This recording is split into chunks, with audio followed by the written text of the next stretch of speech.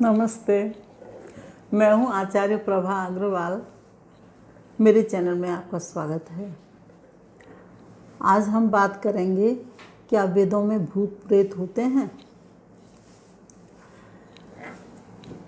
सृष्टि के प्रारंभ में सबसे पहले वेदों का ज्ञान ईश्वर ने हमें दिया था। वो किस लिए?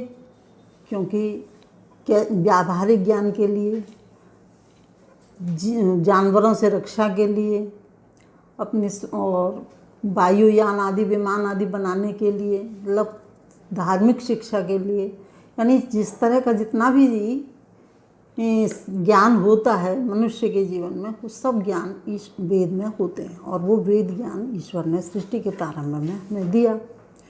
तो वो 4 ऋषि थे जिनको ये वेद ज्ञान दिया। सबसे पहले अग्नि, वायु, आदित्य, अंगिरा, इन 4 ऋषियों को 4 वेदों का ज्ञान दिया। अब हम देखते हैं कि जैसे हम बाजार जाते हैं तो कोई वस्तु खरीदते हैं अपने उपयोग के लिए, जैसे किसी ने मोटरसाइकिल खरीदी, गाड़ी कार वार खरीदी, तो उसके साथ में एक बुकलेट आती है, तो वो उसमें प्रयोग करने की विधि लिखी होती है। तो उसमें से हम प्रयोग करने की विधि देख करके उसको प्रयोग करते हैं। उसी प्रकार से वेद जो हैं एक तरह की नियमावली, संविधान है जो कि हमें ईश्वर ने दिया। तो उसमें सब तरह का ज्ञान है जो कि वैदिक काल में, पौराणिक, इसमें रामायण काल में, महाभारत काल में, जैसे कि पुष्पक विमान था रावण के पास, और जो युद्ध हुआ था उनमें आग्नेयास्त्र, वरुणास्त्र और बहुत तरह के अस्त्र चलाए जाते थे। तो वो सब क्या था? वेदों की ही तो देन थी। वेदों में ही सारा ज्ञान दिया हुआ था। उस समय बहुत उन्नत तकनीक थी हमारे देश में, और बहुत उन्नत ज्ञान था जो कि मध्यकाल में लुप्त हो गया। और इतना उन्नत ज्ञान था कि हमारा देश जो था वो विश्व गुरु कहलाता था। सारे देश के लोग हमारे देश में ही आकर के शिक्षा ग्रहण करते थे। कि कहा भी गया है कि एतद् देश प्रसूतस्य सकाशाद अग्रजन्मनः स्वं स्वं चरित्रम शिक्षेरन पृथिव्याम सर्व मानवाः, कि पृथ्वी के सारे मनुष्य जो होते वो अपने चरित्र की, व्यवहार की, धर्म की और तकनीक की सारी शिक्षाएं यहीं पर आकर के लेते थे। तो ऐसा क्या हुआ, जो कि बाद में मध्यकाल में या कालांतर में इतनी अज्ञानता फैल गई, ज्ञान लुप्त होता चला गया और विद्वानों की बहुत कमी हो गई, और अज्ञानतावश लोगों ने ये भूत प्रेतवाद फैला दिया। कुछ स्वार्थी लोगों ने, जो कि बहुत ज़्यादा अपनी रोजी रोटी कमाने लगे इस स्वार्थ से, ये अंधविश्वास फैला करके और लोगों को भ्रमित करके कि हाँ भूत प्रेत होते हैं, और फिर उनको इस तरह से उनको ये भूत है, ये प्रेत है, और उनका गंडा तावीज़ करके, उनका तंत्र मंत्र करके, उनकी जो इस तरह से उनका ध्यान इनकी तरफ आकृष्ट करके और उनका पैसा ऐंठने लगे।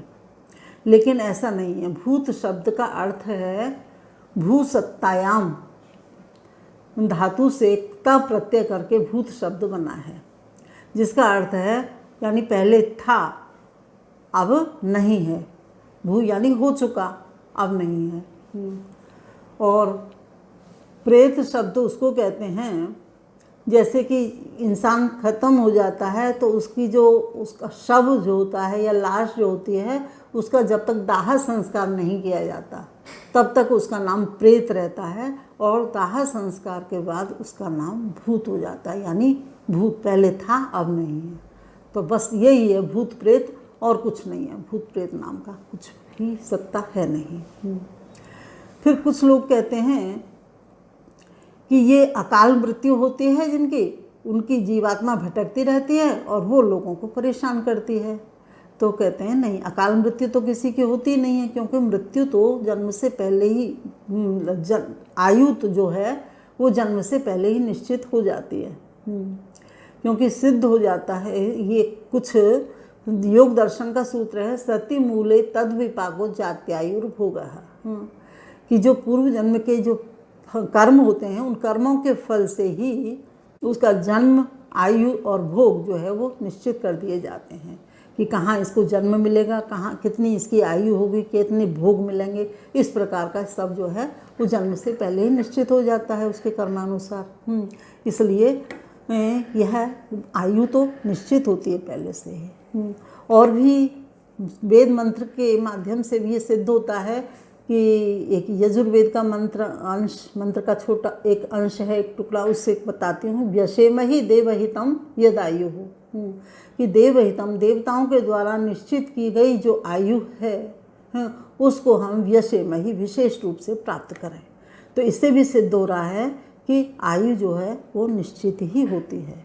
इसलिए अकाल मृत्यु तो किसी की होती नहीं है, जब उसकी आयु पूरी हो जाती है तभी उसकी मृत्यु होती है, चाहे वो दुर्घटनावश हो या कैसे भी हो। फिर कहते हैं कि नहीं, या जीवात्मा भटकता रहता है, लेकिन जीवात्मा भटकता भी नहीं है। क्यों? क्योंकि जीवात्मा तो जैसे ही वहाँ से निकला पूर्व शरीर में से, वैसे ही दूसरे शरीर में जाके प्रविष्ट हो जाता है।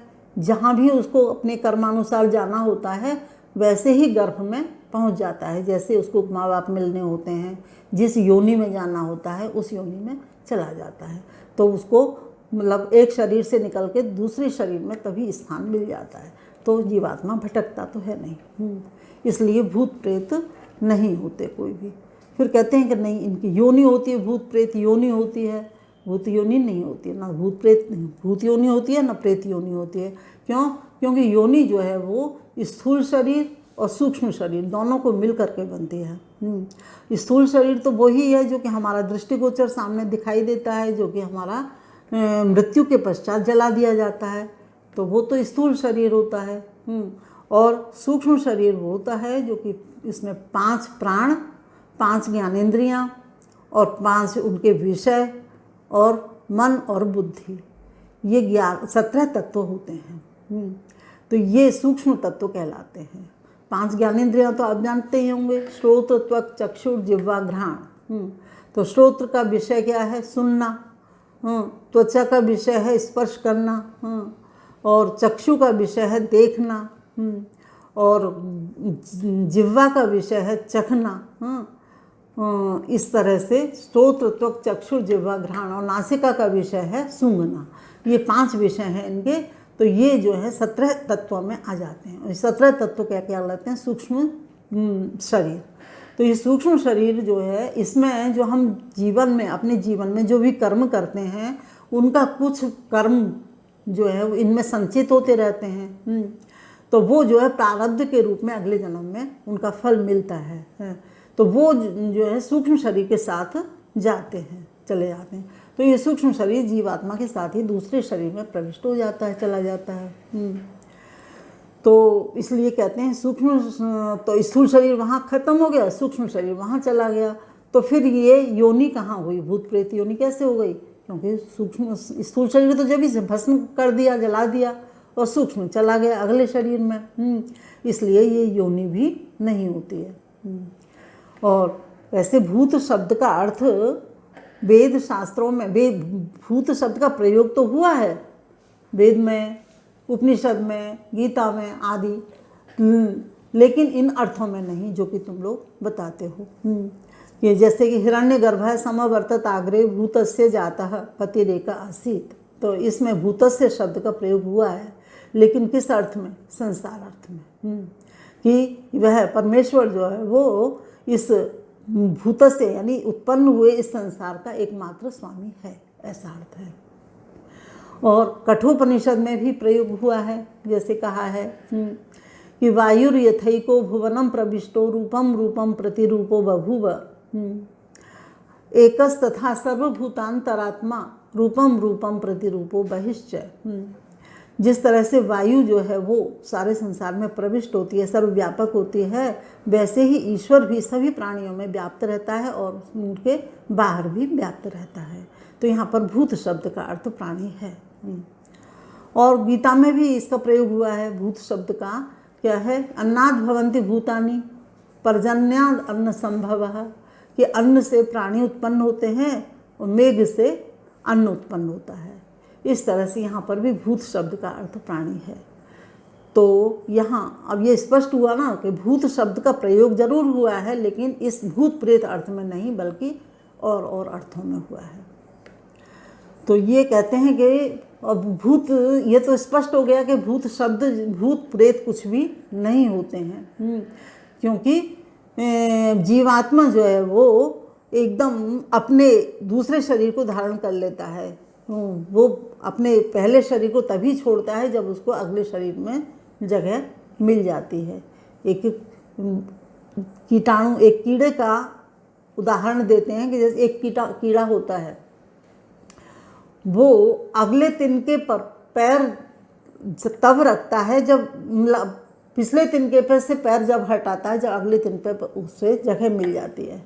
इसी तरह से जीवात्मा जो है अगले शरीर में उसको जब जगह मिल जाती है तब जो है वो पहले शरीर को छोड़ता है। इसलिए जीवात्मा भटकता तो है नहीं। अब कहते हैं कि ये फिर भ्रम कैसे फैला। तो ये लोग जो है भ्रम इस तरह से फैलाते हैं कि मन में भ्रम बैठा देते हैं। ये एक कहानी से स्पष्ट हो जाएगा। जैसे कि एक कहानी है कि एक शहर था, उसमें एक खंडहरों के बीच में, कब्रिस्तानों के बीच में एक पुरानी सी बहुत जीर्ण शीर्ण अवस्था में एक बावड़ी थी। इसमें 108 सीढ़ियाँ थी। वहाँ पर कुछ सियाने दीवाने जो लोग होते हैं, बहुत ज़्यादा ऐसे तांत्रिक आदि, उन लोगों ने ऐसा फैला दिया भ्रम लोगों में कि यहाँ पर भूत, चुड़ैल, डायन आदि आती हैं रात को 12 बजे अमावस्या की रात को, और यहाँ नृत्य नाच गाना करती हैं। तो वहाँ के शहर के सभी लोगों में ये बहुत ज़्यादा डर बैठ गया और कोई भी वहाँ पे नहीं आता था। तो 2 बच्चे थे, मोहन और सोहन। उनमें से मोहन जो था वो एक आर्य परिवार का था। तो वो बोला सोहन से, चल सोहन हम देख के आते हैं वहाँ पे क्या है,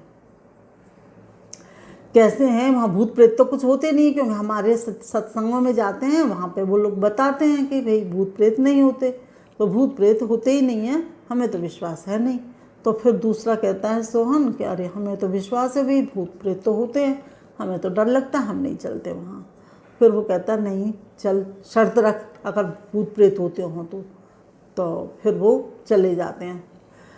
तो वो एक उनको प्रमाणित करने के लिए कि हाँ मैं वहाँ पहुँच गया था, तो एक कील और हथौड़ी लेके जाता है मोहन, और सब लोग ऊपर खड़े रहते हैं। तो नीचे जाता है तो वो कील ठोक देता है, ठोक करके उनको आवाज़ आती है उनको ऊपर। तो वो लोग कहते हैं अरे हाँ कील तो ठोक दी। अब जैसे ही वो कील ठोक करके जैसे ही मुड़ा चलने के लिए, तो एकदम वो चीख निकली बहुत तेज़ उसकी, और कहता है वो बहुत ज़ोर से चीखा। और फिर वो लोग डरे ऊपर वाले, कहने क्या हुआ, कह रहे मुझे तो भूत ने पकड़ लिया, और जल्दी से वो झटका दे के भाग के आ जाता है। फिर वो डर के सब लोग अपने घर चले जाते हैं। फिर अगले दिन वो उसके घर जाते हैं, फिर उससे देखते हैं कि वो तो बुखार में तपा हुआ था, तप रहा था।